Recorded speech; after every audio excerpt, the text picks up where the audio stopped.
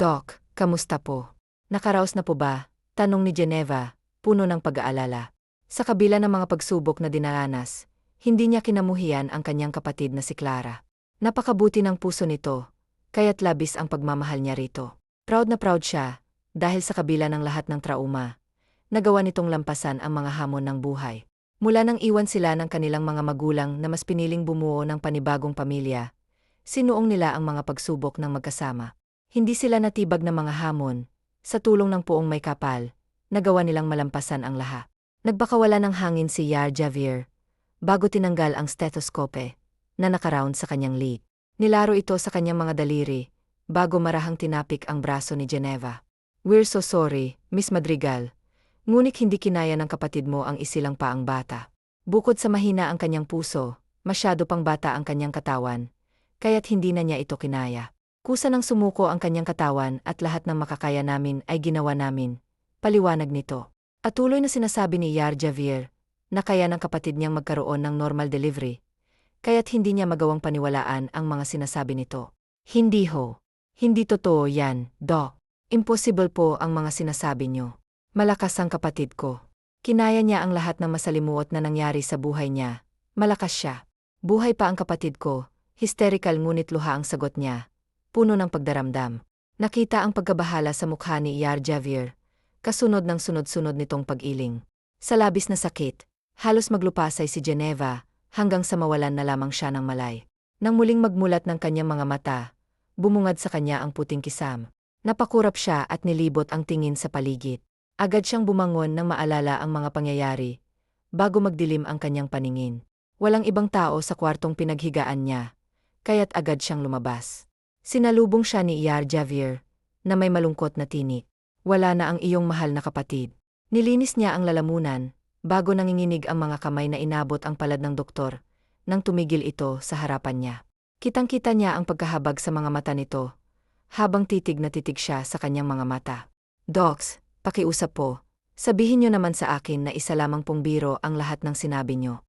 Hindi po pwedeng wala na ako. Siya na lang po ang mayroon ako. Kaya huwag niyo naman po akong biruin ng ganito." Muling naglandas ang masaganang luha sa kanyang mga mata. Ayaw niyang paniwalaan at mas lalong ayaw niyang tanggapin ang mga nalaman. Hindi niya kakayanin. "Like what I've said to you earlier, Iha, wala na ang kapatid mo. Ginawa namin ang lahat, ngunit hindi niya kinaya. Bago kami nagtanggal ng nakakonektang aparato sa kanya, hiniling niyang huwag mong pababayaan ang bata. Sa kanyang huling hininga, sinambit niya ang pagmamahal niya sa iyo at sa kanyang anak. Malakas ang kapatid mo, Iha, ngunit napakahina ng kanyang katawan. Nakikiramay ako sa iyong kawalan," bulalas ni Yar Javier, puno ng empatiya. Napaluhod si Geneva sa sahig. Walang kaparis ang sakit na nararamdaman niya. Sunod-sunod na bumuhos ang kanyang masaganang luha, habang patuloy siyang napasuntok sa tiles ng sahig. Tila hindi makapaniwala sa mga pangyayari. Lumuhod si Yar Javier upang awatin ang dalaga, punong-puno ng awa sa kanyang sitwasyon. May anak siya na kay daran lamang ni Clara, at naalala niya ang mga panahong nawalan siya ng nobyo. Walang pag-aatubiling yakap ng may edad na doktor ang dalaga. Nais niyang iparamdam dito na hindi siya nag-iisa, kahit na hindi sila mag-aano-ano. "Lakasan mo ang loob mo, Iha, dahil kailangan ka ng pamangkin mo. Ikaw na lang ang tanging pamilya ng bata. Naghihintay na siya sa'yo, kaya tumayo ka na at puntahan siya." Pagbibigay niya ng lakas habang patuloy na hinahagod ang likod ng humahagulgol na dalaga. Matapos ang ilang minuto ng pagdadalamhati, tuluyan nang nagpasya si Mariana na tahakin ang kinaroroonan ng kanyang mahal na kapatid. Nasa morgue na ito, at mas pinili niyang puntahan ito kaysa sa bata na nakainom na ng tuluyan. Marting, malamang martir, ang ibig sabihin, ang kinaroroonan ng kapatid. Halos hindi niya na maihakbang ang mga paa, palapit sa kinahihigaan ng kanyang walang buhay na kadugo. May tabing itong puting tela, at nag-alangan siyang alisin ito. "Diyos ko, bakit niyo po hinayaan ang mangyari ito sa kapatid ko? Wala siyang hinanakit sa inyo." Hindi niya lubos maipaliwanag kung bakit hinayaan niyo itong humantong sa ganito. Kulang pa ba ang dinanas niya sa kamay ng mga lalaking walang puso? Muli ay namuo ang luha sa kanyang mga mata.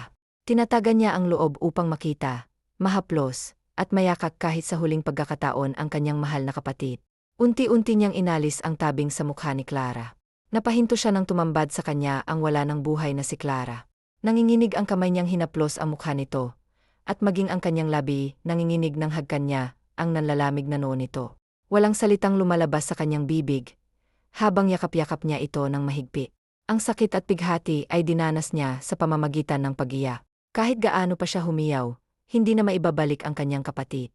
Clara, mahal na mahal ka rin ni Ete. Pangako ko sa'yo, hindi ko pababayaan ang anak mo. Ituturing ko siyang parang tunay kong anak. Magpahinga ka na, kapatid ko. Huwag mo kaming isipin pa, dahil hindi ko pababayaan ang anak mo. Maging masaya ka kung nasaan ka man ngayon. Tuluyan mo nang nakamtan ang kaluwalhatian. Sige na, bunso, si ate na ang bahala sa lahat. Mahal kita, Clara. Mahal na mahal kita, kapatid ko. Sambit niya habang patuloy na dumadaloy ang kanyang mga luha, tila walang planong tumigil. Malalim siyang humugot ng hangin nang bumitaw siya sa wala ng buhay na kapatid. Hinagkan niya pang muli ang noo nito, bago pinawi ang kanyang mga luha. Hinaplos niya ang pisngi ng kapatid, bago siya bigyan ng isang matamis na ngiti. Paalam, bunso. Kay sakit at kay bigat sa pakiramdam ng kanyang binitawang pamamaalam. Dahan-dahan niyang ibinalik ang tabing sa mukha ng nakababatang kapatid. Sa pagtalikod niya sa morgue, muling pumatak ang kanyang mga luha. Humakbang siya ng diretso, hindi lumilingon. Hindi na niya kayang tingnan ang pagpasok ng isang lalaki sa morgue. Malalim na paghinga ang kanyang ginawa, bago tahakin ang kinaroroonan ng bata. Nang tuluyan ng marating ang bata, natutop niya ang kanyang bibig. Tahimik siyang umiyak, habang lapitan ang maliit na anghel. Mapait ang kanyang ngiti nang hindi makita ang pagkakakilanlan sa kanyang pamangkin. Tanging, baby girl, lamang ang nakadikit sa pinaghihigaan nito. Nanginginig ang kanyang kamay habang hinahaplos ang pisngi ng sanggol, na mahimbing na natutulog. Walang kaalam-alam sa mga nangyayari.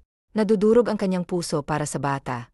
Nabuo na nga ito sa isang hindi katanggap-tanggap na pangyayari. Nawalan pa ito ng ina. Gabriel na lang ang ipapangalan sa iyo ni Nanay Fimu. Okay. Tumulo muli ang kanyang luha na agad niyang pinawi. Niyuko niya ang bata at hinagkan ito sa noo.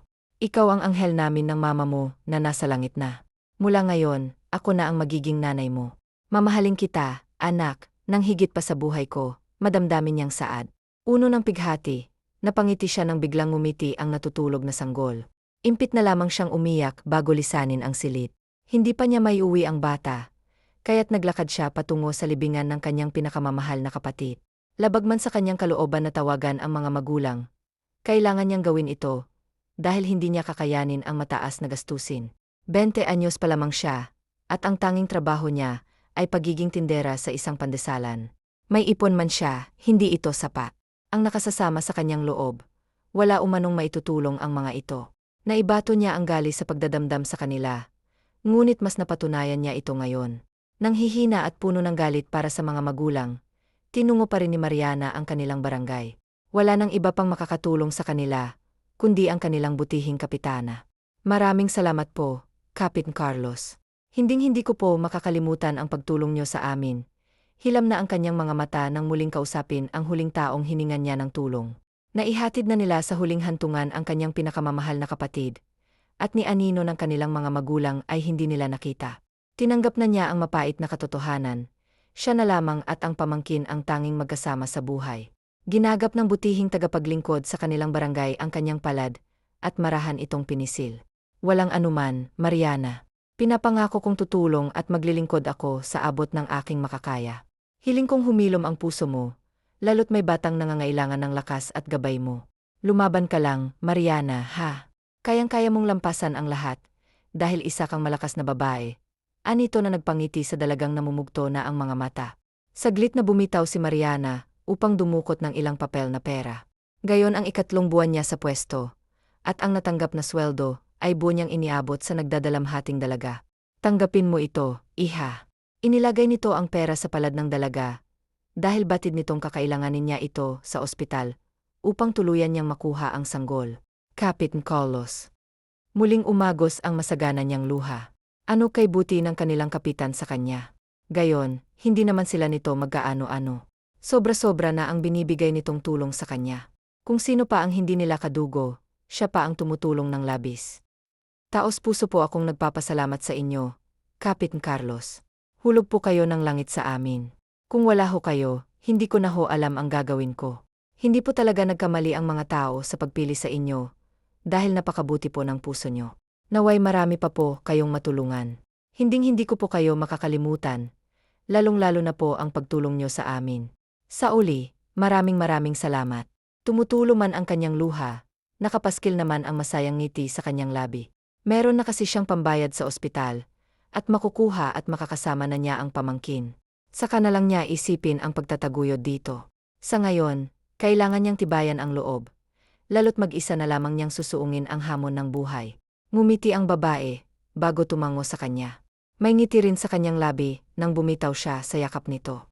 Matapos ang ilang pang pag-uusap, nagpaalam na siya dahil kailangan na siya ng kanyang anak na si Gabriel. Ilang taon ang mabilis na lumipas, at ngayon nga ay nasa ikaunang baitang na sa elementarya si Gabriel. Lahat ng marangal na trabaho ay pinasok na ni Mariana upang matustusan lamang ang pangangailangan ng kanyang anak. Ngunit kahit halos gawin niya ng araw ang gabi, hindi pa rin ito nagiging sapat. Lalo pat umuupa pa sila ng bahay at may bayarin pa sa tubig at kuryente. Nanay, magpahinga ka naman po. Hindi ka na po nagpapahingay. Kung matulog man kayo, ilang oras lang. Hindi ka rin po kumain ng hapunan, baka po magkasakit ka na niyan. Saad ng munting paslit na si Gabriel, habang niyayakap ang kanyang tuhod. Matalinong bata si Gabriel, kaya sa murang edad nito, naiintindihan na nito ang hirap ng buhay at ang mga sakripisyo ng kanyang mahal na ina. 6:06 na. Ngunit ang tanging hapunan ni Mariana ay kape. Ang natirang kanin mula kaninang tanghali ay sa anak niya na lamang ipinakain. Wala nang laman ang kanilang lalagyan ng bigas at wala na rin siyang kahit isang pisong kusing. Kaya't kailangan niyang tiisin ang gutom. Ilang beses na nga ba siyang nagpalipas ng gutom dulot ng kakulangan ng pera. Kahit magmakaawa siya sa tindahang pinagkakautangan, wala ring silbi dahil nagbigay na ito ng ultimatum. Hanggat hindi niya nababayaran ang higit 1,000 utang, hindi siya pwedeng umutang muli. Kaya niyang tiisin ang gutom, ngunit ang anak niya ay hindi. Katatapos lamang niya sa gabundok na labahin na ipinalalabas sa kanya ng guro, na siyang may-ari ng inuupahan nilang bahay. Wala siyang sahod, dahil ang serbisyo niya sa mga labahin nito'y bayad lamang sa 1 buwan nilang upa. Bukas, sa palengke naman ang kanyang trabaho. Tuwing Biyernes ang pasahod sa kanya doon, kaya bukas pa siya magkakaroon ng pera. Napangiti si Mariana nang itigil ang paghahalo sa kapeng kanyang tinitimpla. Umupo siya sa paanan ng kanyang munting anak upang magpantay sila. Hinawi niya ang ilang hibla ng buhok nito na tumatabing sa maputi nitong pisngi at inilapit iyon sa likod ng tenga nito. Hinaplos niya rin ang mukha ng anak bago siya nito gawaran ng isang napakatamis na ngiti, sabay halik sa magkabilang pisngi. Hindi magkakasakit si nanay dahil mas malakas pa si nanay sa kalabaw. Okay. Isa pa. Kumain ako kanina, hindi mo lang siguro napansin dahil busi ka sa homework mo, malambing niyang wika. Napalabi naman ang bata, dahil alam nitong nagsisinungaling ang kanyang ina. Kahit abala sa paggawa ng assignment, nakabantay pa rin siya sa mga kilos at galaw ng kanyang ina. Palagi na lang po kayong nagsisinungaling, nanay. Sinasabi niyo pong busog kayo, kahit hindi kumakain, kahit hindi malakas. Palagi ko po kayong nahuhuli na hinihilot ang likod, binti, at mga kamay niyo po. Minsan niyo pa nga pong sinabi, kay Papa G na bigyan kanya ng lakas para sa akin. Huwag na po kayong magsinungaling sa akin, nanay, dahil palagi ko po kayong binabantayan. Hindi niyo lang po ako napapansin, dahil hindi ko po pinapahalata. Hindi naman po ako manhid at bulag, nanay. Namumuo ang luha sa mga mata ng batang si Gabriel. Hindi naman alam ni Mariana ang sasabihin. Nakalimutan niyang matalino nga pala ang kanyang anak. Hindi umuubra ang kanyang mga pagtatakip sa mga nangyayari. Humugot siya ng malalim na hangin at nagpasya, na proud ako sa'yo, anak. Promise din ni nanay sa'yo na kapag nagkaroon ako ng maayos na trabaho, ibibili kita ng mga damit, yung hindi galing sa ukay-ukay. Hinaplos niya ang pisngi nito, na ikinalaki ng ngiti nito. Nagislapan pa ang mga mata nito, na ikinatawa niya. Yumakap sa kanya ang bata sa sobrang saya nito. Thank you talaga ng marami, nanay, saad nito. You're welcome palagi, anak. OSAT. Maghahanda na ako ng hapunan natin. Ano palang gusto mong lutuin sa manok na binili ko? Fried chicken o adobo? May ngiti sa labi niyang tanong. Tila napaisip ang bata. Adobo na lang po, nanay, kasi wala pong sabaw, yung fried chicken. Sagot nito na ikinatawa niya.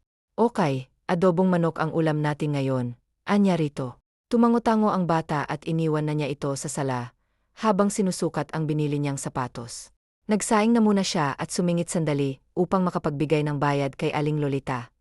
Kahit na hindi ito buo. Pasalamat na lamang si Faye na kahit masungit ang matandang tindera, naiintindihan naman ito ang kanyang sitwasyon. Hindi pa rin pwedeng umutang, Faye ha, hanggat hindi mo pa nababayaran, yung lista mo sa akin. Masungit na sabi ni Aling Lolita, habang nagsusulat sa papel ng ibinigay na pera ni Faye. Opo, Aling Lolita, sa susunod na sahod ko po'y mababayaran ko na po yan. Pangako, sagot niya rito na tinanguan lamang na matandang tindera. Pagbalik ni Faye sa bahay, mga 1 oras pa ang lumipas at tuluyan na niyang natapos ang pagluluto. Inanyayahan niya ang anak na kumain. Bukas naman ay ang labahin nilang mag-ina ang tatrabahuhin niya. Matapos nilang kumain, nilinisan niya na muna ang anak bago ito patulugin. Bandang 9 oras na nang maramdaman ni Faye ang matigas na higaan. Ramdam niya ang nangangalay na likod at binti, maging ang kasukasuan. Kaya kinuha niya ang liniment oil at nilagyan ang mga parte ng katawan na nananaki. Mabilis siyang dinala ng anto. Sa pagdating ng panibagong umaga, naghanda na muna siya ng agahan para sa kanilang mag-ina. Hinayaan niyang sulitin ng anak ang tulog nito, lalo't palagi itong maagang gumigising kapag papasok sa eskwela. Pinusod niya ang maalong buhok, bago tipunin ang kanilang gabundok na labahin. Ibinabad niya na muna ang mga iyon bago anyayahan ang anak na mag-agahan. Sa gitna ng pagbababad ni Faye sa kanyang mga labahin, humahangos na lumapit sa kanya ang kababatang si Ana. Kunot ang noo at pawis na nagpupunas. Sino bang humahabol sa yo't hingal kalabaw ka diyan? Tanong niya sa kaibigan. Huminga-hinga si Nelia bago sabihin ng sadya sa kaisa-isa niyang kaibigan. B, may alok ako sa iyong trabaho. Malaki ang sahod at pwede mo pang isama ang ina at anak mo. Agad na nagbanlaw ng kanyang kamay si Faye, at masayang inabot ang kamay ng kaibigan. Legit ba yan, B? Paniniguro niya. Saan at kailan? Excited niyang tanong. Napakalaki ng 100,000, kaya siya naingganyo sa alok nito. Huwag lang sanang pagbebenta ng puri, dahil hinding-hindi siya papasok sa ganong trabaho. Pagiging kasambahay ang magiging trabaho mo. B, medyo malaki, yung bahay at ikaw lamang ang maglilinis. Pero huwag kang mag-alala, hindi naman mahirap dahil mga high-tech na ang gamit doon sa mansyon. Kinakailangan ko na kasing umalis, dahil may sakit si Mudra, at wala namang ibang mag-aalaga sa kanya. Ikaw ang napili niya, dahil bukod sa masipag ka, alam kong kailangan mo ng trabaho. So ano, game ka ba? Magsisimula ka na bukas. Stay-in ang gusto ni Bossing. Ayaw na ayaw niya, yung palaging umuwi. Salaysay nito na walang pag-aalinlangan sinang-ayunan ni Faye. Sobrang laking tulong ng alok mo sa akin, B. Thank you ha. Hulog ka talaga ng langit sa amin, nagagalak na ani niya. Asos, maliit na bagay, B. O sige na, alis na ako ha. Pakiabot na itong regalo ko sa maganda kong inaanak, dahil kailangan ko pang hakutin ang lahat ng gamit ko sa mansyon. Babalikan kita rito bukas na mga 6 oras dahil 9 oras ang lipad ko pauwi na Mindoro. Saad pa nito. O Sej, Nelia, salamat ulit hapati na rito sa regalo mo. Sigurado akong magtatatalo na naman, yung inaanak mo sa saya. Alam mo naman yun, basta regalo, tuwang-tuwa, napapangiti niyang wika na ikinangiti naman ng dalaga. Always welcome. O siya, aalis na ako. Yumakap siya sa kaibigan at pilyang pinalo ang pang-upo nito. Sana all, pinagpala diba, sambit pa nito matapos kumalas ng yakap sa kanya. Luka-luka ka talaga, nasabi niya na lamang sa kaibigan. Mula pa noong bata sila ay likas na ang kapilyahan nito. Tuluyang umalis si Nelia, habang si Faye naman ay iniwan na munang binabad niyang labahin. Gising na ang kanyang anak na ngayon, ay naghihilamos na ng mukha. Binati ni Faye ang anak, at agad na ibinigay ang regalo rito ng kaisa-isa nitong ninang. Wow, ang dami pong dress, kitang-kita ang tuwa sa kite na mukha ng bata. 5 pares kasi ng Barbie dress at iba-iba ang design at kulay ng mga damit, kaya manghang-mangha si Gabriel. Lahat ay sinukat nito. Bilang ina naman ay natutuwa si Faye. Bukas, anak, babalik ritong ninang anaa mo. May inaalok siya sa aking trabaho, na tinanggap ko na naman agad. Malaki-laki kasi ang pasahod sa papasukan kong trabaho anak at bukod pa roon makakasama kita maging behave ka down anak ha okay po ba opo. Nanay masayang tugon nito sa kanya, napangiti namang muli si Faye at inayan ang kumain ang kanyang anak mas lalo pa siyang natuwa. Dahil ang mga undergarments nilang mag-ina ay si Gabriel ang naglaba hinayaan na lamang ito ni Mariana na magpresenta itong tutulong sa kanya nang sa ganun daw ay mapagaan ang trabaho niya pati sa pagsasampay na presenta na rin ang bata ngunit tinanggihan na ito ni Mariana. Dahil bukod sa hindi naman ito abot ang sampayan, ay batid niyang pagod na ang kanyang anak na tataw na lamang si Faye nang madatna ng anak na pulog na sa salas nila. Binuhat niya ito, at dinila sa kanilang silid, naghanda na rin siya ng pananghalian nila, at nang matapos ay naligo na siya pagkagising ng kanyang anak, ay nilantakan na nila ang pagkain kanyang hinanda. Nang tuluyan na matuyo ang mga sinampay ay tinupi na nilang mag-ina yon at isinilid sa bagmaaga rin silang natulog. Umaga na ngayon na ang araw na dadalhin ni Nell si Faith sa mansyon na pinagtatrabahuhan. Ready ka na ba? Mukhang kabado ka natatawa ang tanong ni Nelia nang marating nila ang napakalaking bahay. Wala ang amo niya. Dahil nasa business trip pa ito, through cellphone lamang siya rito. Nagsabi na Alice na dahil sa ina nitong may sakit ngunit na nga ako lamang meron itong magiging kapalit. Baki naman ako kakabahan? Tanong niya rin sa kaibigan. Wala, huwag mo na lang intindihin ang sinabi ko. Merong nakakalokong iti sa labi nito na ikinasalbong ng kilay ni Mariana. Iling-iling na lamang si Mariana na sumunod sa kaibigan. Habang karga niyang anak na nakatulog sa biyahe, agad na itinuro ni Nelly ang lahat ng dapat na matutunan ni Mariana. Itinago niya rin ang ilang larawan ng amo. Dahil tiyak na kapag nakita ito ng kaibigan, ay aatras ito. Sinadya niya talaga na ang kaibigan ng kuhaning kapalit. Nang makita niya sa silid ng amo ang isang drawing book doon, ay nakita niya ang mukha ng kaibigan. Single pa ang amo niyang lalaki, at ang alam niya ay never itong nakipagrelasyon. Nagbabaka sakali lamang siya na matuloy ang pantasya ng kaibigan at ng amo sa isa't isa. Mag-high school crush ang dalawa.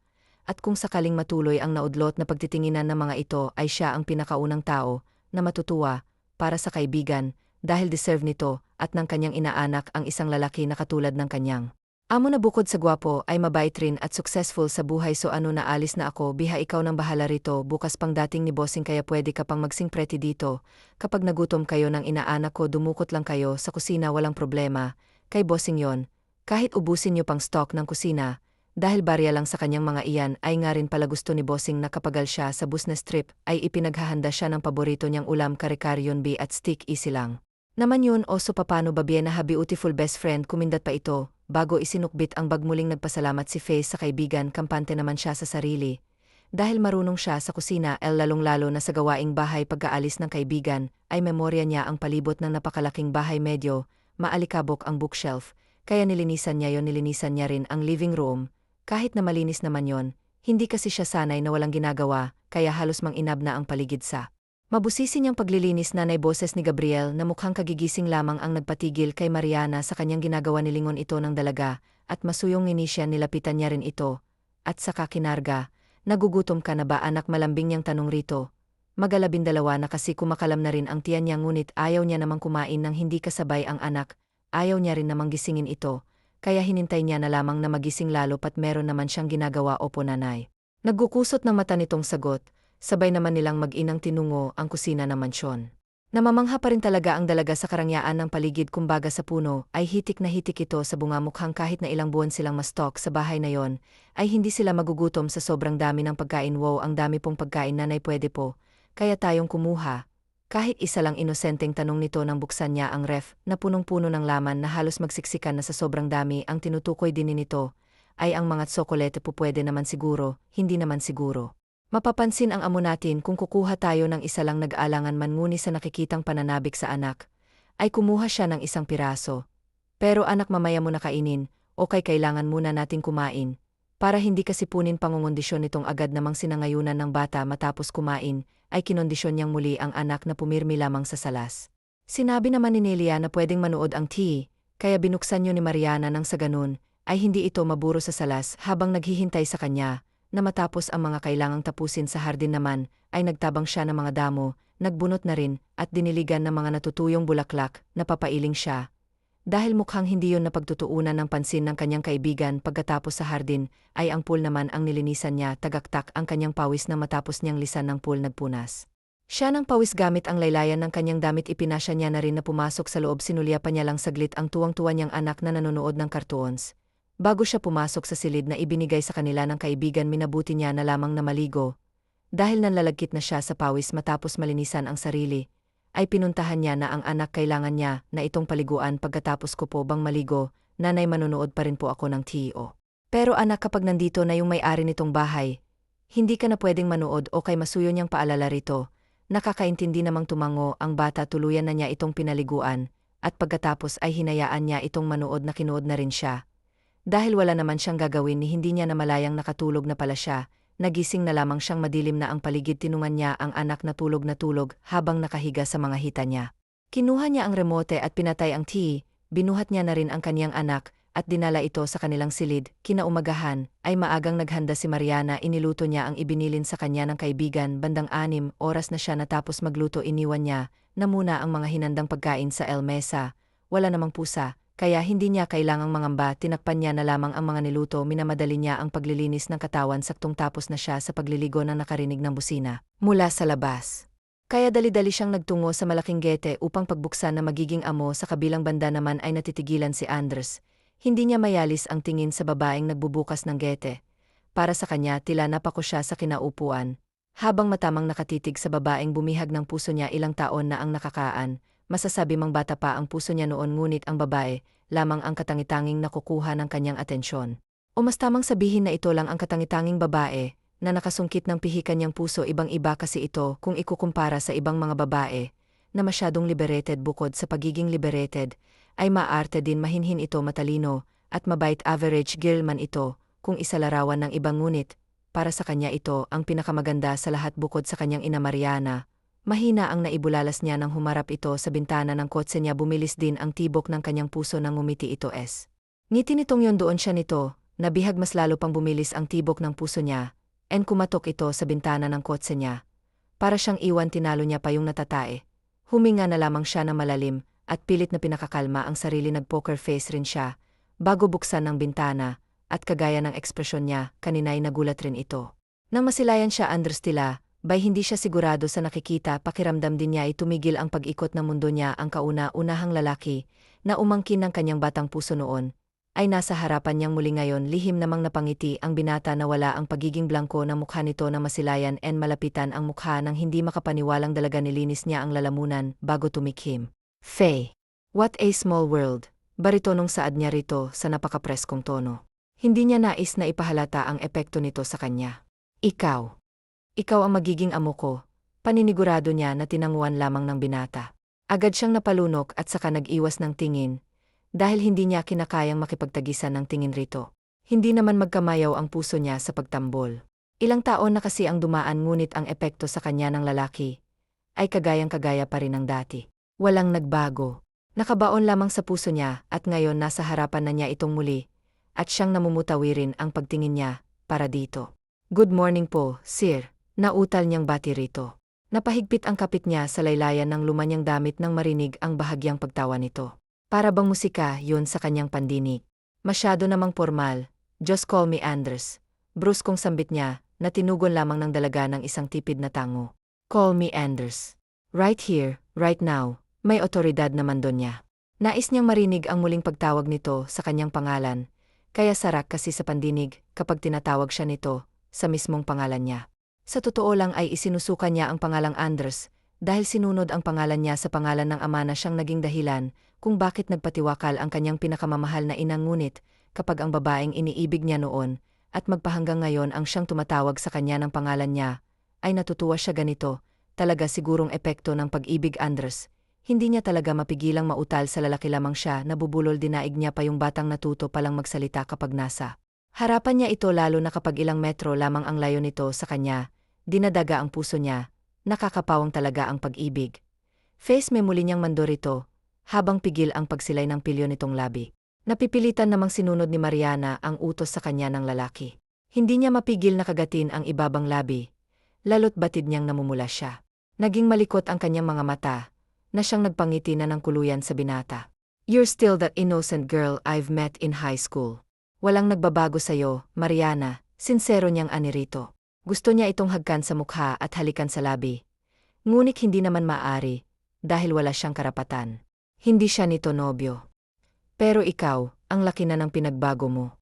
Hindi ka na ikaw, yung dating payatot na Anders. Mukha ka ng isang successful na negosyante. Congratulations, Anders ha. Puri niya rito. Natuwa siya sa laki ng pagbabago nito. Hindi nakapagtataka, dahil matalino talaga ang lalaki. Bukod pa roon ay binyayaan ito ng perpektong anyo, na maaari mong ikumpara sa mga hot actors sa Hollywood. At patin man ito noong mga high school sila, ay marami pa rin itong tagahanga. Nakatatak sa pangalan nitong pagiging varsity player, binansagan rin noong campus heartthrob. Ngunit hindi nito, yun pinanghahawakan o kahit na ipagyabang dahil para rito'y marami pang mas higit sa kanya. Thanks, Mariana. So ano, abante na ako May ngiti sa labing paalam niya rito na tinanguan lamang ni Mariana. Nais niya pa sanang makausap ito ng matagal ngunit ang tiyan niya ay nagrereklamo na. Isinara niya na rin ang bintana ng sasakyan at minaniho ang kotse papasok. Matapos igarahe ang Porsche, nakabibili niya lamang ay bumaba na siya. Isinabit niya rin ang sunglasses sa long sleeves na suot. Hindi niya na muna kinuha ang maleta. Maya-maya niya na lamang kukunin kapag nalaman na niya ang nag-aalboroto niyang tiyan.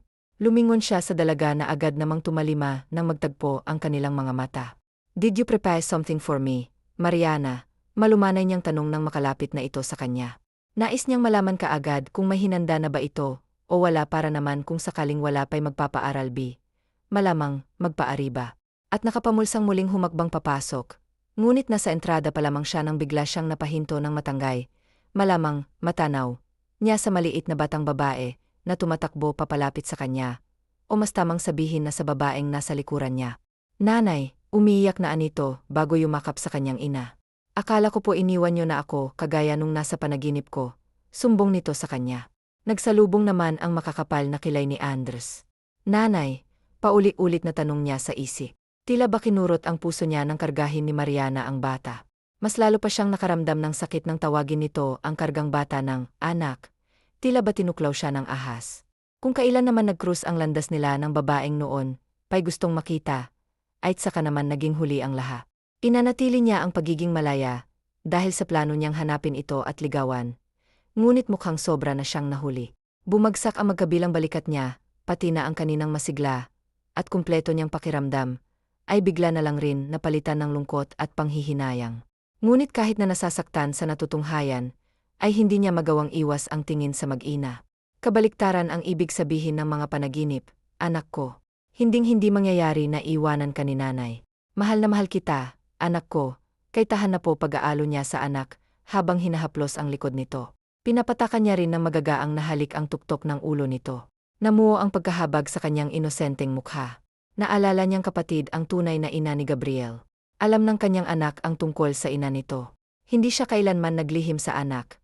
Lahat-lahat ay sinabi niya ng detalyado.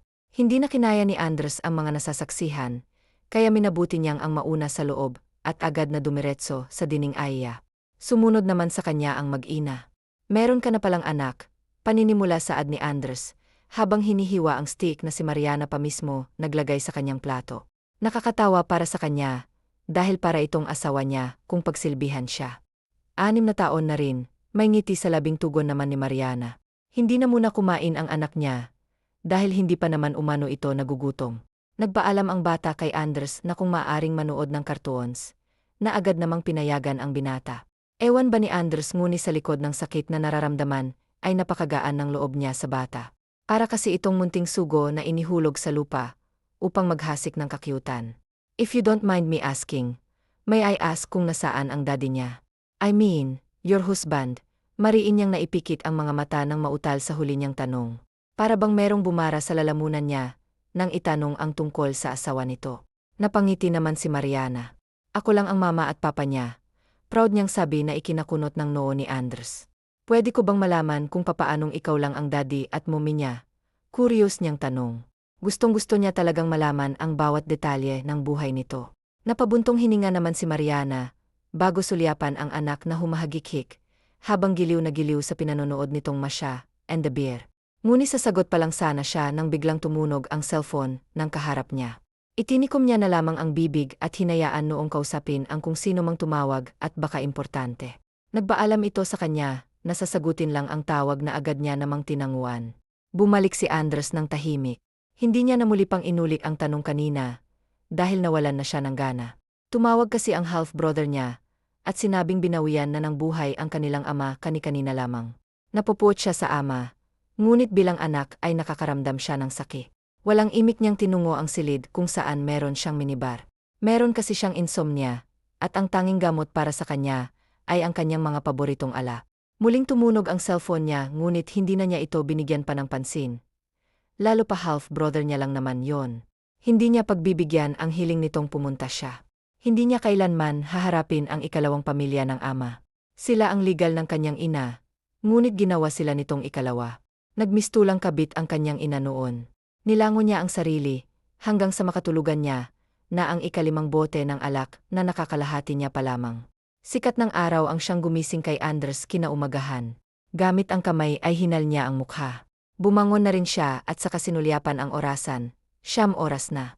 Napalingon pa siya sa pintuan ng kwarto niya nang merong kumakato. Ron, malamang roon. Tumayo siya nang hindi man lang nagsusuot ng pang-itaas. Dahil sanay naman siyang matulog ng walang dami. Ay Diyos ko po, agad na napatakip ng mga mata niya si Mariana, nang tumambad sa kanya ang perpektong figura ng lalaking nagpapabilis ang tibok ng puso niya. Nag-init rin ang mukha niya, nang hindi sinasadyang bumaba ang tingin niya, sa matigas na bagay na nasa pagitan ng mga hita nito. Napapangiti naman si Anders sa naging reaksyon ng dalaga. Agad niya ring nyuko ang nasa ibaba ng kanyang puson. Napapakamo siya, dahil naka-boxer shorts lamang pala siya, at tuwing umagay nagngangalit talaga ang alaga niya. Ganoon naman ang mga lalaki tuwing umaga, it was normal. Sorry, anya rito. Sinsero siya lalo't nakikita niya talaga ang hiya sa dalaga. Ngunit nakapagtataka lamang dahil para bang unang sulya pa lamang nito sa katawan ng isang lalaki. I'll just make a quick change. Baba ka na muna at susunod na lang ako. Utos niyang mabilis na sinunod ng dalaga. Natatawa na lamang siya, dahil nagtatakbo pa ito makalayo lang agad sa kanya. Nang tuluyan nang mawala sa paningin ng babaeng nagpasigla sa araw niya, ay isinarado niya na muna ang pinto. Naghilamos at nagsipilyo lang muna siya, bago isuot ang pang-jogging niyang damit. Tirik na ang araw, ngunit gusto niyang magpapawis. Masyado siyang na-dry ng gamp na trabaho sa negosyo niya sa States, isama pa ang ilang business trip niya, kaya't gusto niyang langhapin at pagmasdan ang palibot ng kanilang tahimik at disiplinadong subdivision. Good morning po, Sir Anders. May ngiti sa labing bungad kay Anders. Ang kite na anak ni Mariana. Lumuhod siya upang magpantay sila ng bata. Good morning to you baby. What's your name? Malambing niyang tanong. Pinisil niya rin ng marahan ang malaman at maputi nitong pisngi. Gabriel po, Sir Anders. Bibong pakilala nito sa kanya. Napangiti siya ginulo ang buhok nito. Napansin niya rin ang uniforme nitong kupas na. Tito Bri na lang.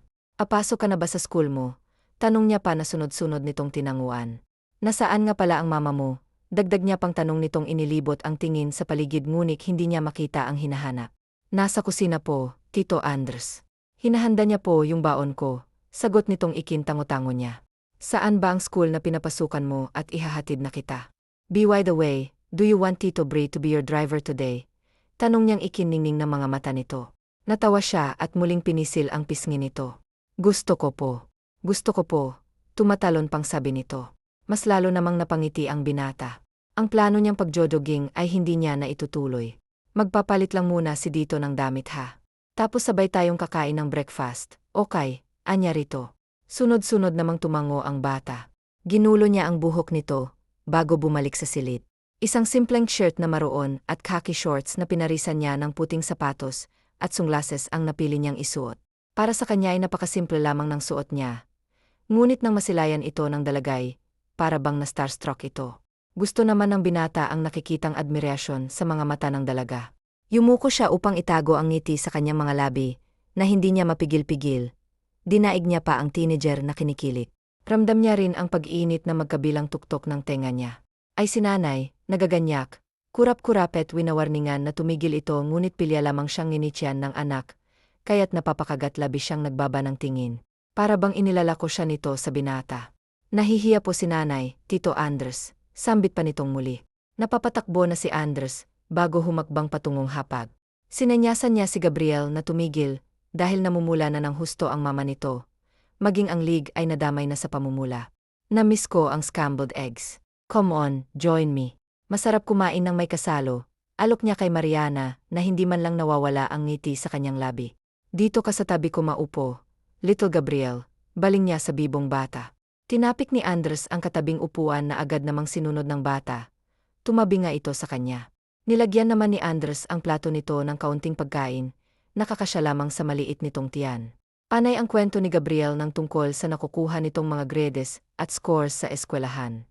Hindi man ni Anders kadugo ang bata ay proud na proud siya rito. Nakikita niyang sarili kay Gabriel. Matalino at higit sa lahat ay kagaya niyang walang kinagis ng ama.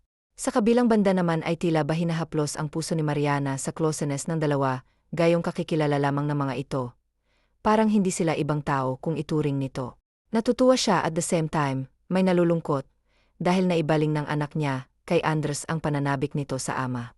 Kapag na-perfect mo ang test na ibibigay sa inyo ng teacher nyo, may reward ka sa akin, okay? Ililibot kita sa mall at lahat na magustuhan mo ay bibilhin natin. Punta na rin tayo ng Ocean Park kapag may araw pa. Okay ba yon? Nasa harapan na sila ng eskwelahan ang kondisyon ni Anders. Ang namimilog ang mga matang si Gabriel. Nasa gilid lamang si Mariana, nais naman niyang awatin ang anak. Dahil nakakahiya ngunit hindi niya magawa, lalo't masayang-masaya ang anak niya. Pagdating pa naman sa mga regalo, reward, at iba pa ay nasasabik ng husto ang bata. Talaga po ba, Tito Andres? Paninigurado nitong tinanguan naman ang binata. Yehe, sisiw lang po sa akin ang mga pakis ni Maam. Pagyayabang nito. Para sa batang mataas ang IQ ay talagang sisiw lamang ang mga quizzes ng mga teacher nito. Kung ikukumpara sa ibang libay, malamang kaedad. Parang grade 4 to Mariana na ang kaalaman nito. Natawa naman ang binatang ginulo ang buhok ng bibong bata. Binuhat niya si Gabriel at hinatid pa sa room nito. Laglag naman ng mga panga ng mga dalagang guro, sa makalaglag panty, na figura ng lalaki nang masilayan nila ito. Bae, little Gabriel ni Tito. Good luck sa kiss, okay, anyang thumbs upan naman ng bata. Ninisyan niya ito bago umalis. Hindi niyo na po sana pinangakuan ang anak ko, sir, at baka po. Sana'y hindi na ni Mariana napigilan ang sarili na sabihin, yun sa binata. It's okay. Hayaan mo na lang akong gawin to, Mariana. Nangangailangan siya ng kalinga. Natutuwa si Gabriel sa mga simpleng gifts, kaya hayaan mo na lang. Sagot naman ng binata, na hindi na lamang tinugunan pa ng dalaga. Itinuon na lamang nitong pansin sa labas ng sasakyan. Anders, paninimula ni Mariana. Sinulyapan siya nitong sagli. Nais niyang magpaalam sa binata, dahil kailangan niyang magpaalam sa dating pinagtatrabahuhan, na hindi na siya makakapasok sa isdaan nito. Saglit siyang nilingon nito, dahil focus ito sa pagmamaniho. Magpapaalam lang sana ako kung pwede akong sumagli sa palengke. Kailangan ko kasing magpaalam ng personal kay Ate Teresa na hindi na ako makakapasok sa kanya bilang tindera. Nahihiya niyang paliwanag dito. Bumagal naman ang pagpapatakbo ng sasakyan ni Anders. Saan ba at nang masamahan na kita? Pagpipresenta niyang sunod-sunod na iniling ng dalaga. Naku, huwag na, Anders. Dahil malansa doon, hindi ka naman bagay doon. Tanggi niya na ikinakunot ng unang binata. Dati rin akong alikabok, Mariana. Umangat lang dahil sa nagsumikap ako, mahinahong niya. Pero kasi hindi pa rin talaga kumbinsido ang dalaga sa nais nitong pagsama sa kanya. No more BS. Sasamahan kita sa ayaw at sa gusto mo, pinal nitong sabi. Wala na ngang nagawa pang dalaga. Nakayuko lamang siya habang binabaybay ang daan patungo sa pwesto ng ate at suna niya. Kapag sumasabay sa kanya ang binata ay agad niyang inuunahan, hanggang sa maramdaman na lamang ng balikat niya ang matigas na bagay kaya napatigil siya sa paglalakad. Miss naman, tumingin ka sa dinadaanan mo, iritableng wika ng babae na nakabungguan ni Mariana. Ay naku, pasensya ka na. Sinserong paghingi niya ng dispensa sa nabunggon ngunit inirapan lamang siya nito. Mapanuya pa siyang sinuri ng tingin sa kanito pinagkrus ang kamay. Makikita mo talaga sa postura ng babaeng na mataray ito. It wasn't her fault. Broskong boses, yon mula sa likod ng dalaga. Napadda pa ito ng kabigin niya sa biwang.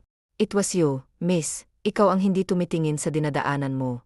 Nakafocus ang atensyon mo sa cellphone na hawak mo. So don't you dare put the blame on MY woman. May diing anya sa kaharap na bigla na lang nawala ang pagiging mataray kanina at napalitan ng paghanga. Nagislapan ang malalaki nitong mata na ikinangwi ng lihim ng binata. Kung ilalarawan niya kasi ang babaeng kaharap, ay para itong isang sardinas. Pilit na isinisiksik ang sarili sa hapit na hapit nitong suot na hindi naman rito, bumagay bagkus ay nagmukha pa itong butete. Magsasalita pa sana ang babaeng kaharap nang malamig itong tingnan ni Anders. Sa huling segundo ay binigyan niya ito ng nakamamatay na tingin. Pagkatapos ay walang ano-anong nilagpasan nila ito, habang hawak niya pa rin sa biwang ang naumid na dalaga. Hindi mo na sana pinatulan pa, Sir Anders, dahil ako naman talaga ang may kasalanan eh. Hindi ako nakatingin sa dinadaanan ko. Tumigil siya sa paghakbang kaya tumigil rin ito.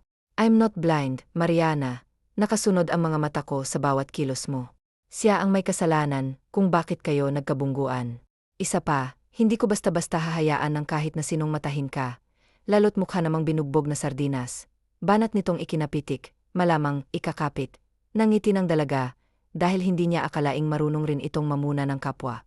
Oh, huwag mong pigilan at baka sa pang-upo mo, yan lumabas. Biro niya ritong nagpawala sa pinipigilan nitong ngiti.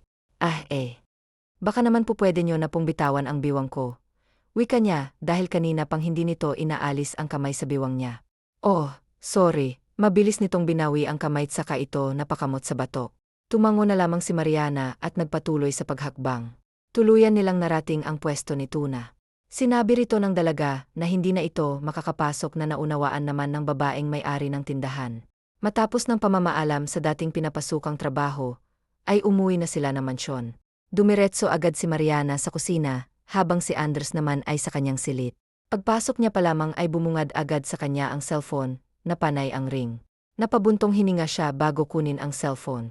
Iniwan niya sa ibabaw ng kama ang half-brother niya, ang tumatawag, at halos mapuno na nito ang call logs niya, sa paulit-ulit nitong pagtawag.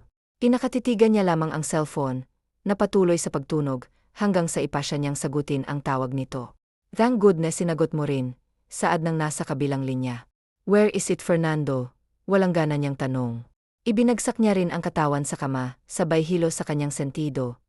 Ngayon niya lang naramdaman ang hangover. Kuya, sinabi ko naman sa text at sa tawag na wala na si Dad, di ba? Hindi ka man lang ba sasaglit, kahit sulyapan mo lang si Daddy isang beses lang, bro. Please, nasa tono talaga nito ang pagsusumamo sa kanya. Sa mga half-BR brother at half-sister niya, ay tanging si Fernando lamang ang tumatawag sa kanya ng kuya.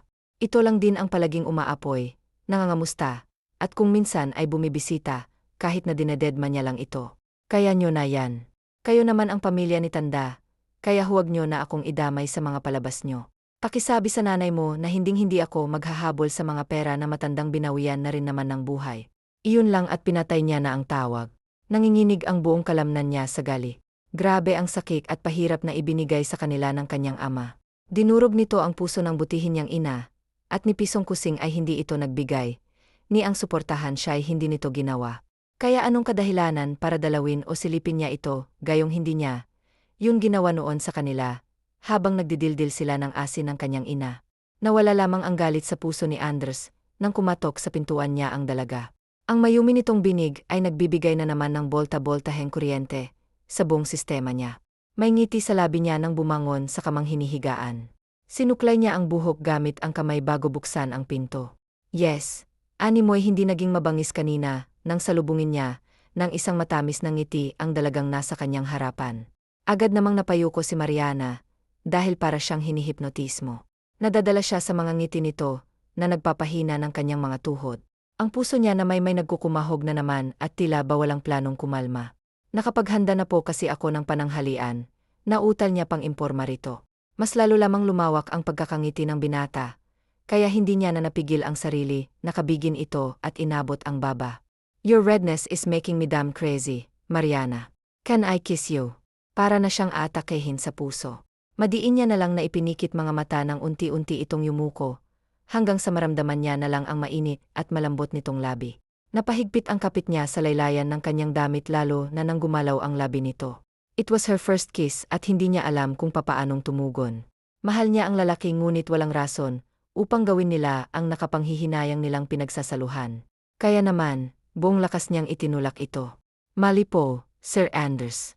Tinatagan niya ang sarili, upang masabi lamang, yon ng klaro sa lalaking kahara. Sinikap niya ring salubungin ang mga mata nitong punong-puno ng katanungan. Katulong niyo ho ako sa mansyon na ito. Hindi po ako katulad ng ibang mga babae. Hindi rin porkit may anak na ako, ay basta-basta na lang akong bibigay. May dignidad po ako, Sir Anders, at sana po hindi na ito muli pang maulit. Masakit para sa kanya ang mga salitang binitawan. Isa lamang siyang alikabok, habang ito'y nagniningning na diamante. Kakain na po. Sumunod na lang po kayo sa baba. Nagbaba siya ng tingin, dahil nagbabadya na sa pagbagsak ang kanyang taksil na luha. Napapasabunot naman sa sarili ang binata. Alam niya mali yung ginawa niya ngunit anong magagawa niya, kung iyon ang isinisigaw ng puso niya. Gustong-gusto niyang ligawan ng dalaga at magpakaama sa anak nito ngunit hindi niya napaalam kung maaari bilalot merong totoong ama ang batang si Gabriel. Pisit na pahilamos na lamang siya sa mukha, matalino siya ngunit natatanga siya sa pag-ibig, bumuntong hiningan na lamang siya.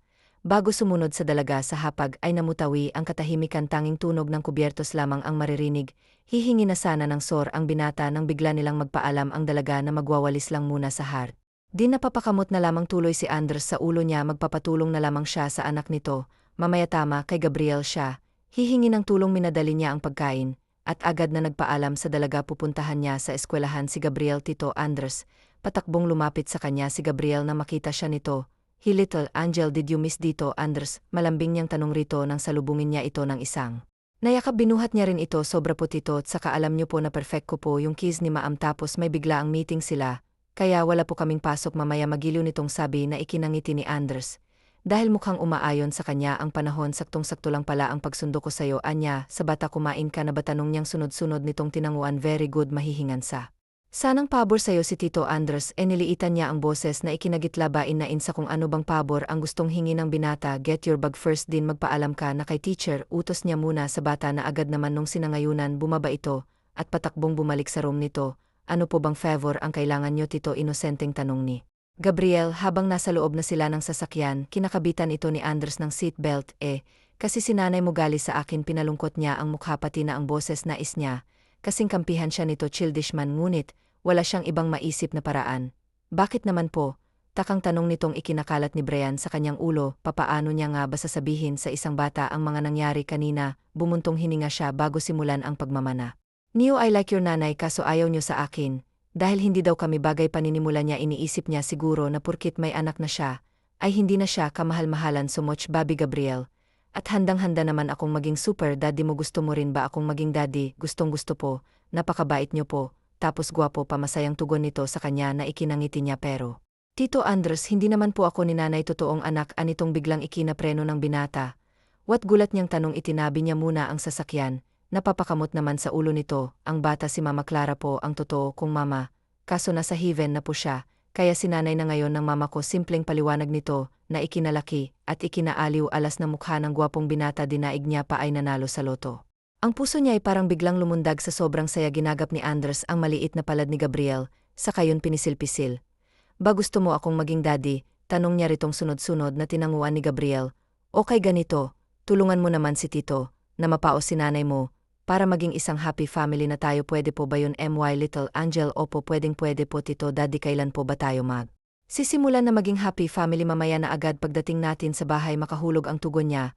"Basta i-push mo lang kami ng nanay mo sa isa't isa." "Okay." Sambit niyang sunod-sunod nitong tinanguan na may kasama pang thumbs up ng dalawa nitong hinlalaki. Ginulo niya ang buhok nito bago ibinalik ang sarili sa pagmamaneho. Ngayong malinaw na ang lahat sa kanya, ay wala na magiging rason pa para hindi niya ipakita at ipadama ang pagmamahal para sa dalaga. Tama na ang ilang taon niyang sinayang puso at sarili niya naman ngayon ang pairalin niya. Pagdating nila sa manson, ay takas silang sinalubong ni Mariana. Nanay, agad na lumapit si Gabriel sa kanyang ina. "Bakit ka umuwi, anak? Wala ba kayong pasok mamayang hapon?" Kinarga niya ang anak at hinagkan nito sa pisngi. Umiling si Angel bago nito lingunin ang Tito Daddy niyang nakangiti sa kanila na malaki. Kinindatan ito ng bata. Kaya natawa si Andres dahil napakabata pa nito para matuto ng ganon. "May meeting po kasi sila Maam, nanay, kaya maaga po tayong makakapamili." Naman magawang sagutin ni Mariana. Kaya tumango-tango na lamang siya. "Magpapalit ka na muna, Babi, sa nanay mo ng damit." Singit ni Andres. "Samahan niyo na po kami ni nanay Tito Daddy." Saad naman itong mariing tinanggihan ni Mariana, ngunit mapili talaga ang kanyang anak. "Palit ka na rin, Mariana." Malambing na binalingan niya ang dalaga na malagyan na nito ng pulbos ang likod ng anak. Tumango na lamang ang dalaga. Sa pagpasok ni Face sa banyo, ay nag-appear ang dalawa. "Very good po ba yung ginawa ko, Tito Daddy?" mahinang tanong ni Gabriel. Nagpabuhat rin ito sa kanya na agad niya namang kinarga. "Yes, Babi, kaya thank you very much." Mahina rin niyang tugon. Hinagkan niya pauno si Gabriel. Nag-usap pa sila ng mga gagawin mamaya hanggang sa lumabas na ng banyo ang dalaga. Hindi ni Mariana maiwasang mag-isip kung ano, lalo't kaninang nasa banyo siya. Habang nagpapalit ay naririnig niyang nagbubulungan ng dalawa. Panay rin ang palitan ng mga ito ng ngiti. At kung minsan ay nag-aapura pa, may plano pa yatang dalawang toto. Asa isip-isip niya hanggang sa tuluyan nilang marating ang mall na merong 5 palapag na pakalaki. At mas ikinagulat niya pa ay pagmamay-ari pala ng binatang malaking mall na yon na kanilang pinasukan. Sunod lamang ng sunod ang dalaga sa dalawa na animoy mag-ama. Nagtataka pang dalaga kung bakit tinawag ng daddy ng anak niya ang binata, ngunit sa huli ay ipinagkibit niya na lamang lalot nakikita niyang masaya ang kanyang anak. Hindi niya na lamang tatanggapin ang ibibigay nitong sahod sa kanya bilang kabayaran sa mga nagastos nito para sa kanyang anak. "Ayaw mo man lang bang pumili ng damit, Mariana?" Nasa tono nito ang lungkot, o mas tamang sabihing tampo, dahil kanina niya pang sinasabihan ang dalaga na kumuha ng damit at ng kahit na anong magustuhan nito, ngunit ni isa ay wala itong kinuha. "May mga gamit pa naman po ako, Sir Andres." Pagrarason niya, isa pa ay hindi niya kailangan ng mga mamahaling gamit, prioridad niya ang kanyang anak. Baling gula-gulanit ang damit niya, basta ang anak niya ay hindi Anders. Pagtatama niya rito ngunit umiwas lamang ito ng tingin. Nasa harapan sila ng PlayStation kung saan nakikipaglaro sa mga bata si Gabriel. Pinagmamasdan lamang nila ito. I won't say sorry sa ginawa ko, kanina Mariana. Mahinang usal niya na sakto lamang para marinig ng katabi. Napabuntong hininga siya. Dahil hindi niya na kinakayang ginagawa nitong pag-iwas sa kanya, inabot niya ang palad nito at pilis sa kanyang pinaharap. Mariana, I love you, pagtatapat niya. Kitang-kita niya ang gulat sa mga mata nito. Ngunit wala itong sinabi. Tila hinahayaan lang siyang ipagpatuloy ang mga dapat na sabihin. First year high school tayo, nang biglang mag-slow mo ang paligid ng bigla kang dumaan. It was love at first sight. Palagi kitang sinusundan ng tingin. You're typical yet special. Palagi kitang ginuguhit kapag walang ibang nakatingin at wala akong kasama. Lahat ng anggulo ng mukha mo, na memorya ko na, napangiti siya sa mga nagawa noong binatilyo pa lamang siya. Denied ko pa nga ang stalker noon. Kapag merong lumalapit sa'yo at nagtatangkang ligawan ka, ay tinatakot ko. Gayon naman ay natawa siya, dahil sa pagiging selfish at seloso noon at magpahanggang ngayon. Kahit na wala akong kahilig-hilig sa pagtatahi, ay pinasok ko pa rin ang kurso na, yun sa drafting makasama't masilayan ka lang. Tuluyang napangiti ang dalaga kasabay ang pagtulo ng luha nito. Pinahid niya yon gamit ang daliri. Mahal kita, Mariana. Mula noon at magpahanggang ngayon, we were destined. Dahil si Tadhana na mismo ang gumawa ng paraan para magtagpo muli ang mga landas natin. I was planning to find you but fate did its job for me. Ginagap niya ang palad nito at marahan, yung pinisil-pisil. Fi Madrigal, pwede bang manligaw ang isang Anders Collins sa'yo? Apasa kaya ako sa standards mo, matamis ang kanyang ngiti. May ilan na ring nanonood sa kanila, ang iba'y napapatili, napapalakpak, meron ding nagvi-video. Sagutin mo na yan, Ti. Hindi gaawin ko yan sa si kuya. Sagutin mo na agad, sis. Nga naman, ma'am. Sagutin mo na si sir, para naman hindi na palaging galit. Ilan lamang yan sa mga sinasabi ng mga nanonood. Natawa pa si Anders sa huling narinig. Perfectionist kasi siyang boss. Ayaw niya nang pumapalpak. Sayes na po, nanay, segundo naman ng maliit na tinik. Hindi nila namalayan ang paglapit sa kanila ni Gabriel. Napangiti si Mariana at masuyong tumango. Para saan pat nagpapakipo siya, gayong mahal na mahal niya rin ang binata. Sapat na ang mga sinabi nito, upang mawala ang pangamba niya. Wala na siyang pakialam kung husgahan man siya ng mundo. Yes. Finally, you're mine, galak na sigaw ni Anders, at walang pasabing inangkin ang pinananabikang labi na ngayon ay kanya ng nobya. Sinagot man siya nito kaagad ay liligawan pa rin niya ito araw-araw. Palakpakan naman ang mga taong nakikinood. Naging trending din ang video nilang dalawa na umani ng mga papuri at suporta. Ipinagpaliban na lamang nila ang pagpunta sa Ocean Park. Dahil mayroong nais na puntahan si Anders. Bakit po ang daming tao dito, Daddy Tito? Usisa ni Gabriel nang kumasok sila sa isang bahay na singlaki lamang ng mansyon ng binata. Napagdesisyonan na ni Anders na harapin ang ama. Nasa bahay tayo ng papa ng tito daddy mo, anak, si Mariana ang sumagot. Call me daddy, may Gabriel. Malumanay na utos si Anders nang makitang papalapit na madrastra Patricia, kasama ang mga anak nitong walang kareaksyon maliban kay Fernando na nakangiti sa kanila. You came, mapanuya ang saad nito sa kanya. Blangko niyang tinanguan ang kabit ng kanyang ama. Sinulyapan pa niya rin ang mga kapatid, at mapaklang kinisihan ng mga ito, maliban lang kay Fernando, na napapayak ng tingin. Susulyapan ko lang si Dad, pagkatapos alis na rin kami ng pamilya ko. Don't be threatened, Victoria. Dahil wala akong pagnanasa sa mga yaman, at ari-arian ng lalaking inagaw mo lang naman sa kaibigan mo. Kawawa ka naman dahil sa kahuli-hulihan hindi kanya nagawang pakasalan. Kabit ka pa rin hanggang sa huling hininga ni Tanda. Mas mapanuyan niyang ani rito, habang tinakpan ang tenga na natatakot na si Gabriel. Mahigpit rin ang kapit sa braso niya ng kanyang nobya, pigilang galit ng ginang dahil hindi niya nais na maiskandalo kaya, kahit na nagsusumidhi ang galit niya, ay pinigilan niya, at mas piniling tarik-kuran na lamang ito. Walang imik na umabante sila Anders at Mariana. Huminga ng malalim ang binata nang makita ang amang butot balat na namuo ang luha sa kanyang mga mata. Hindi niya lubos maisip na ang amang maskulado, tigasin, gwapo, at successful na businessman ay makikita niyang nakahimlay at butot balat pa. What happened, Dad? Mapait na tanong niya kasabay ng pagtulo ng kanyang masaganang luha. I'm so sorry. Sorry, nahuli ako. I love you, Dad. Hinaplos niyang salamay na siyang humaharang sa pagitan nilang mag-ama.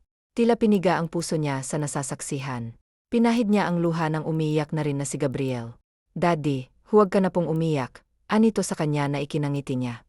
Hindi na, anak, masuyo niyang tugon kay Gabriel na ngayoy inaangkin na niyang anak niya. Pagkatapos niya rito sa ama ay asikasuhin niya ang relasyon nila ni Mariana sa bata. Magiging biological pa rin sila nito. Ayos ka lang, nasa sala sila nang lapitan ni Mariana ang nobyo. Katatapos niya lang maligo, kaya naman nanunuot sa ilong ng binata ang mabango niyang amoy. Napangiti ito at inayos ang nasa hita nilang anak. Anak nila, dahil tuluyan na nilang nakami ang titulo ng pagiging totoong magulang ng mahal nilang si Gabriel. Isang buwan na rin magmula ng ilibing ang ama ng binata. At gaya ng sinabi niya, hindi niya pinag-interesan ang yaman ng ama, kahit na ipinipili ito sa kanya ng pribadong attorney ng daddy niya. Very well, love. Malambing niyang tugon bago abutin ang labi ng pinakamamahal. Ang bango mo naman, namumungay ang kanyang mga mata, kaya't ang dalagay, bigla-bigla na lang namula, agad rin itong kumawala sa halik niya nang kumilos ang kanilang anak. Hatid ko lang muna anak natin sa kwarto niya ha. Paalam nitong ikinakaba ni Mariana. Ni hindi na namalayan ang dalaga na wala na pala sa tabi niya, ang anak pati na ang nobyo. Nagitla na lamang siya nang lumubog ang katabing inuupuan. Love, masuyong tawag ng binata sa kanyang nobya, nabatid niyang kay kabahan. Nais niyang iparamdam ang pagmamahal rito ngayong gabi. Ngunit ramdam niya ang takot nito, kaya't hindi niya ito pipilitin. Ipinatong niya na lang ang ulo sa balikat nito, at saka ito niyakap mula sa likod. Mahal na mahal kita, Mariana. Napakasaya ko, dahil sa wakas kasama ko na ang kaisa-isang babae, na bumihag ng puso ko. Sa gitna ng kalungkutang nangyayari noon sa akin, nagagawa ko pa ring umiti dahil sa'yo. Binigyan mo ng kulay ang malungkot kong mundo. Salamat sa pagtanggap, love. Itinapat niya ang lapis sa lig nito. Kita niya ang maliliit na balahibo nitong nagtayuan, kaya imbes na hagkan nito sa lig kagaya ng nais, ay kiniliti niya na lang ito. Napuno ng tawanan sa apat na sulok ng salas ni hindi nila namalayang magkapatong na pala sila sa kakakiliti sa isa't isa. Nagtagpo ang kanilang mga mata na animoy nagkakaintindihan sa mga nais na mangyari. Kitang-kita ang pag-ibig sa mga mata nilang ngayon ay namumungay na. Sabay silang napalunok nang magbaba ang kanilang mga mata sa mapupula nilang mga labi. I love you, sabay pahalos nilang sabi, bago magtagpo ang maiinit nilang labi. Masuyo at punong-puno ng pagmamahalang halik na kanilang pinagsasaluhan. Ni hindi na nila namalayan kung papaanong narating ang sariling silit. Basta't ang tanging alam lamang nila, ay pareho nilang pinaparamdam, kung gaano nila kamahal ang isa't isa. Ano't binayayaan ako ng Diyos ng isang gaya mo gayong puro reklamo ako sa kanya. Napapangiti niyang hinahaplos ang pisngi ng babaeng, nasa kanyang bisig na ngayoy mahimbing na natutulog. Napagod ito ng husto, dahil hindi niya tinantanan, hanggat hindi nakakasiguradong makakabuo sila ng ikalawa nilang anghel. Salamat po Lord sa napakagandang regalo na ito. The best ka talaga. Mahinang usal niya bago hagkan sa noo ang nobya. Ipinikit niya na rin ang mga mata, dahil namimigat na ang kanyang taluka. Kinaumagahan ay naunang nagising si Andres. Napangiti siya ng bumungad sa kanyang mga mata ang pinakamamahal na babae. Ngunit agad ring napawi ang mga ngiti nang maramdaman na maini ito. Love, mahina niyang nyugyog ang balikat nito. Ngunit hindi siya nito sinasago. Agad siyang bumangon at agad na kumuha ng damit sa wardrobe. Kumuha siya ng gamot at tubig. Pinunasan na rin niya ng basang bimpo ang buong katawan ng nobya, upang maibsan, kahit papaano ang mataas nitong temperatura. Matapos mapunasan ay dinamitan niya na ang nobya. Iniwan niya muna saglit ang kinuhang gamot at tubig sa gilid ng lamesa, upang ipaghanda ito ng makakain. Supang tangin niyang nagawa, dahil sa pagmamadali. Dinala niya na yun sa silid nila, at agad na ginising ang nobya. Pinilit niya itong pakainin, pagkatapos ay pinainom niya ng gamot. Hindi nagtagal ay bumuti na rin ang pakiramdam nito. Pinag-alala mo ako, love. Gustuhin ko mang tumawag ng Yar Javier, kaso nahihiya naman ako. Lalo't first time natin kaya kanilagnat. Anya habang hinahaplos ang mukha ng nobya. Napangiti naman si Mariana. Binuka niya ang kamay na ikinangiti nito. Mahigpit silang nagyakap, hanggang sa marinig ang maliliit na tinig ng kanilang anak, na nasa labas ng kanilang silid. Gising na ang prinsesa natin, ani ni Andres bago kumalas sa yakap ni Mariana. Binuksan niya ang pinto at agad na kinarga ang kanilang anak. Good morning anak, bati ni Mariana. Anak niya at niyakapian nang ilapit ito sa kanya ng nobyo. Good morning din po, nanay. Malungkot na ani nito, kaya tinanong nila ito kung bakit ito malungkot. Kasi po nanay, daddy, wala po akong baby sister or brother. Mag-isa lang po ako. Wala po akong kalaro. Gawa na po kayo ng Bobby Nanay Daddy. Umiyak na ito ng tuluyan. Nagkatinginan na naman ang dalawa. Kasunod noon ang impit nilang tawa. Tinatrabaho na namin ni Nanay ang little Gabriel natin. So tumahan ka na po. Pang-aalo ni Anders sa kanilang anak. Tumigil naman ito sa pag-iyak at nagpalipat-lipat ng tingin sa kanilang dalawa. Talaga po, sabay silang tumango nang may ngiti sa kanilang mga labi. Kaya ngumiti na rin sa wakas ang anak nilang nalulungkot na sa pagiging only child nito. Natapos ang araw na lahat sila'y masaya. Hinanda na rin ni Anders ang proposal niya para sa babaeng pinakamamahal. Siya lahat ang trumabaho dahil nais niyang paghirapan ang matamis na ng pinakamamahal kung taba niya ang anak. Haya naman pagka-uwi na mag-ina ay nilagyan ni Gabriel ng piring ang kanyang nanay. Bakit naman may pinful ka pa anak? Napapangiting tanong ni Mariana habang inaalalayan siya ng anak na maglakad pasulong. Basta po nanay, ito ang palaging sinasagot sa kanya ng anak, kahit na may ideya na siya sa mga nangyayari. Nandito na po tayo nanay kaya pwede nyo na pong tanggalin yung blindfold nyo. Excited na tura ni Gabriel na agad namang ginawa ni Mariana. Tumambad sa kanya ang napakagandang hardin. Napupuno ng maliliit na ilaw ang paligid. Meron ding mga bulaklak at iba pang disenyo na hindi niya na maisalarawan pa dahil nakatuon na ang kanyang atensyon sa lalaking ngayon ay nasa kanyang harapan, habang nakaluhod, at may hawak na pulang kahon sa loob, ay merong gintong singsing na ang nasa gitna, ay diamante. Napakaganda, kaya naman ang mga luha niya ay nagsilang lagag dahil sa labis na ligaya. Oh, Anders, madamdaming sambit niya ng pawiin ang luha. Nasa gilid lamang nila ang kanilang anak na ngayon, ay may hawak na cellphone. Faye Madrigal, the most wonderful woman I've ever had my love. Will you accept me for the rest of your life? Will you marry me? Tumulo ang luha niya, dahil sa sobrang saya ng tumango ito. Napangiti siya at agad na isuot sa daliri nito ang singsing na siya pa mismo ang pumili. Tumayo siya at agad itong hinalikan sa labi. Tumugon si Mariana, kaya pinagsaluhan nila ang isang matamis na halik. Ang bata namang nasa gilid nila ay nagtakip kunwari ng mga mata. Natawa na lamang sila. Isang buwang paghahanda sa kanilang kasal at tuluyan nilang binitawan ng pangako sa isa't isa sa harapan ng altar. Ilang araw pa ay natanggap na rin nila ang pinakahihintay nilang biyaya, galing sa Diyos ang kanilang ikalawang anghel si Blake. Mas lalong namutawi ang saya sa kanila nang muling magbunga ang kanilang pagmamahalan. Hindi man naging maganda ang mga naranasan nila sa buhay noon. Ngunit hindi yun naging hadlang upang sukuan nila ang hamon ng buhay.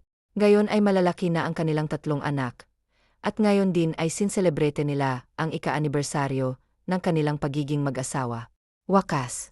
Faye, Mariana Nora, Clara Angel, Gabriel Brian, Anders Dr., Yar Javier Capitan, Captain Carlos Vin, Fernando Nelly, Ana Chuna, Teresa Madrastra, Madrastra Patricia.